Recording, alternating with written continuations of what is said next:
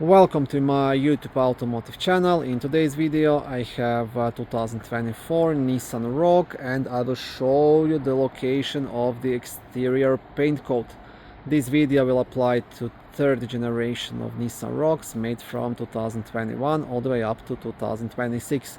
Also, if this video was helpful, please consider supporting the channel by liking the videos, subscribing to the channel or becoming a channel member. Okay, now the code you need if you open the front driver's door, it's gonna be just here on this black sticker. And it's right here, color QBE, so that's my exterior color and this is my interior trim color code.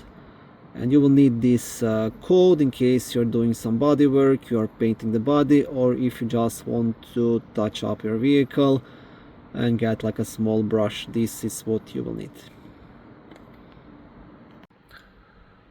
Thank you for watching this video. I hope it was helpful and educational. If it was, please like it and consider subscribing to my YouTube automotive channel.